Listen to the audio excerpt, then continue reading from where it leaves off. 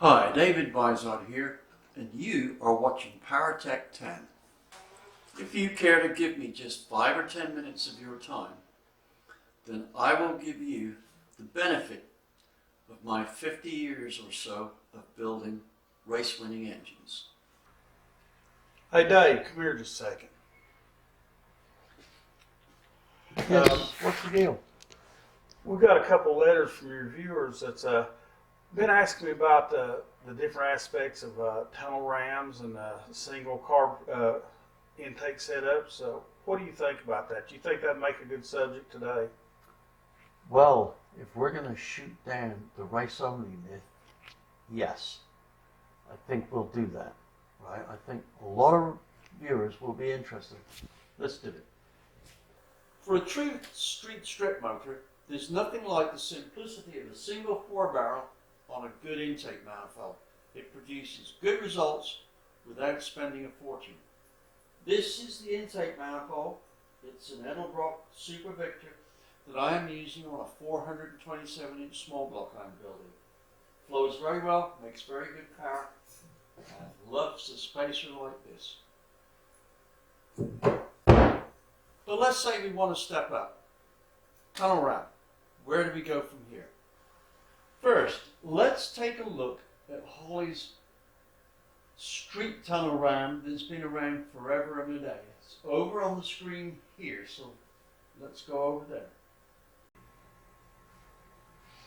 What you see here is the street tunnel ram that Holley brought out, probably back in the 60s. And note that it's got, the plenum has provisions for 2 4-barrel carburetors. That'll work well. But first, let's look at our alternative. This is the 21st century, and fuel injection is pretty powerful medium for us to work with, and getting very popular. Let's go back and take a look at this version modernized. This is an updated version of the bottom half of the manifold we just looked at on the screen. Essentially, it is the same except it has fuel injection bosses on it. Right, on this particular one, I am going to build a very exotic fuel injection system equipped car. This is a heat shield on it, which is, we don't need to put any induction heat on an injected engine. It's fine enough that it gets the job done. So this manifold here has been ported and thermally has thermal management on it. Now I want you to look at the runners here. They are not huge runners. This is a typical 23-degree Chevy sized port. Now let's look at from the top view here. Notice these D-shaped ports, which are classic on this manifold since day one. They are not overly large. What we're looking at here is a manifold which does not have huge ports.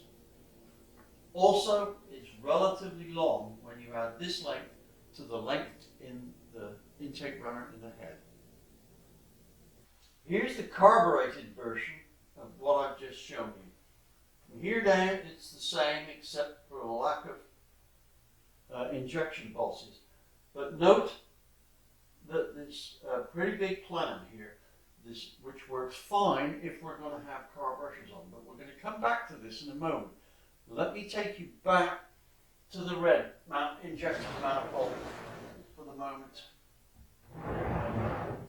This manifold, instead of having a plenum like the carbureted engine does, is going to run with an air box like this, with an air valve here. Right? However, there is a problem that the air has to do some pretty abrupt turns to go from that plenum down these runners.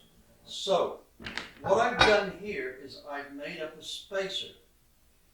And if you look at this spacer, you'll see that the tops of the runners are directed so that they catch the air. So see how this one goes down at an angle.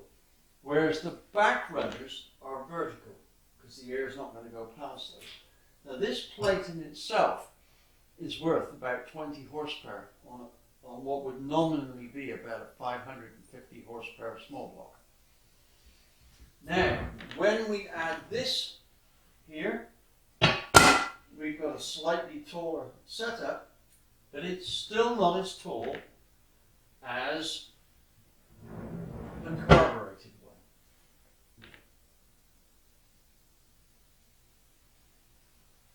Let's go back to our classic carbureted manifold. The question is do tunnel rams work on the street? Well, rather than go through all this, I'm going to introduce you to my friend Andy Wood, whose truck this is going on. Now, Andy has run this manifold on several engines, but I'll let him tell you about that, right? Just to give you some reference here, Andy's engines are championship winning engines on the drag strip. So let me call Andy over and he will give you that discussion. Thank you, David, for the kind words. Talking about tunnel rams, there's a lot of misconception out on the internet. People say that it's impossible to run a tunnel ram on the street. When you look at this tunnel ram here, you see the virtues of having a long, narrow runner that gives huge torque on the street. And that's what you're after. You're after torque because that's what motivates you. This right here will make killer power above 4,000 RPMs, but it falls right in between a single plane and a dual plane. So when you feel like that you're trying to make a decision, this here is pretty good choice if the hood clearance allow for it. Now let's talk about the carburetors on this. These carburetors look like they're just straight 1960s vintage Holleys, 1850s. But these have been highly modified. They have machine step downlay boosters that help itemize the fuel better, and they're vacuum secondary. Now, these are rated at 600 CFM, which gives you 1200 CFM on the street, which sounds like a lot. But the key to it is having the vacuum secondary, because you don't need to have more throttle than the vehicle will allow. That is the key to winning races, is power management. Okay, Andy, your experience. Look, you're a championship winning race engine builder. You know how to build fast cars for the racetrack, but you're also an experienced street engine builder. This is your intake. Why is it your choice? Because it works. Give us the lowdown on why you'd rather have this.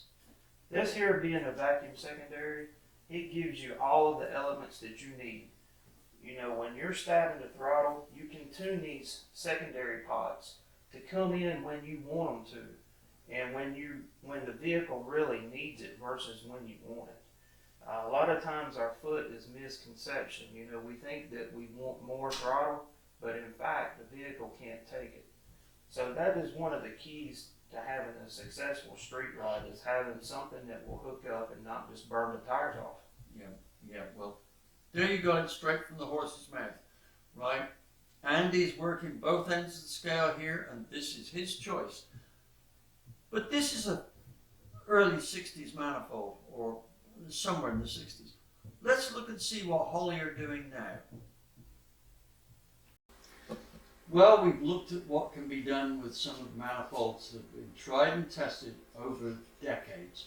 Let's have a look and see what Holley are doing for the 21st century. This is their fuel injection manifold for the small block 4.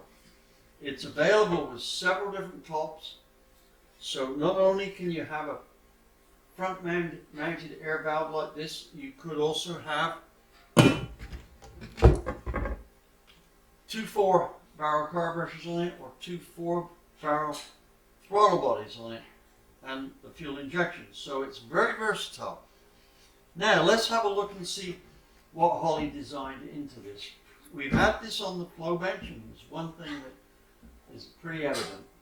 The runners are designed for a very high output engine, which means that Holley were aiming for the top end of the market.